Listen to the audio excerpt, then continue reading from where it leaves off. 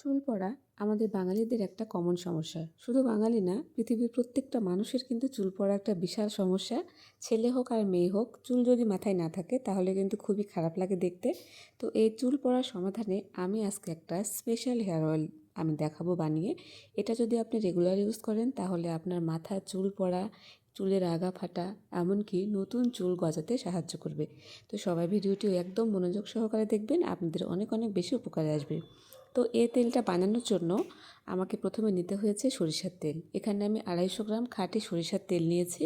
তারপরে নিয়েছি মেহেদি পাতা নিয়েছি 1 মুঠো। তারপরে নিয়েছি অ্যালোভেরাটাকে সুন্দর করে কেটে আমি ব্যবহার করেছি।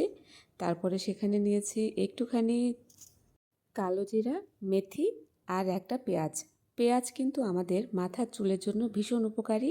পেঁয়াজ তেল দিলে কিন্তু এমনিতেই মাথার চুল অনেক গজায়, আর পেঁয়াজ যদি মাথায় বেটেও দেওয়া যায় সপ্তাহে 1 দিন কিংবা মাসে 3 থেকে 4 দিন, তাহলে কিন্তু খুব সুন্দর চুল একদম ভালোভাবে গজিয়ে যায়। যাদের মাথায় টাক পড়ার সমস্যা তারা কিন্তু এই হেয়ার অয়েলটা ব্যবহার করলে এই সমস্যাটা সমাধান হয়ে যাবে। তো প্রথমে চুলাতে দিয়ে দিয়েছি একটা হাঁড়ি।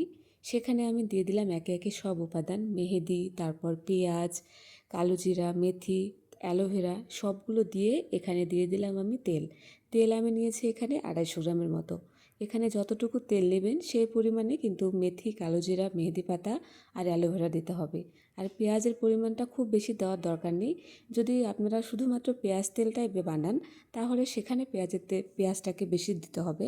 আর এই হেয়ার অয়েলটা কিন্তু একদম হার্বাল। বাজার থেকে আমরা যখন কিনে ব্যবহার করি কিংবা আপুদের যেসব পেজ থাকে সেই পেজগুলোতে যে তেলগুলো পাওয়া যায় এটা কিন্তু সেম কাজ করে, কিন্তু আসলে দামে অনেক বেশি নেয়, তাই হয়তো আমরা বুঝতে পারি না। এটা বাসায় তৈরি করলে খুব অল্প খরচে কিন্তু তৈরি করা যায়। অথচ বাসা থেকে যদি আমরা মার্কেট বা অনলাইন থেকে কিনতে যাই তাহলে কিন্তু আমাদের প্রায় 2-3 গুণ টাকা খরচ বেশি হয়ে যায়। তো এটাকে আমি একদম 100 ডিগ্রি সেন্টিগ্রেড তাপমাত্রায় প্রায় 40 মিনিটের মতো ফুটিয়ে নেব। এটা যতক্ষণ না পর্যন্ত একদম কালো কালো হয়ে যায় ততক্ষণ পর্যন্ত ফোটাতে হবে। যদি আপনারা গ্যাসে করেন তাহলে খুব একদমই লো ফ্লেমে দিতে হবে। আর যদি আপনারা চুলায় তো করেন তাহলেও সেটা একদম সামান্য একটু আঁচ থাকবে, কিংবা রান্না হওয়ার পরে চুলাটা যদি আমরা একটা ধরনের আঁচ থাকে সেই আঁচে এটাকে বসিয়ে দিয়ে বানাতে হবে।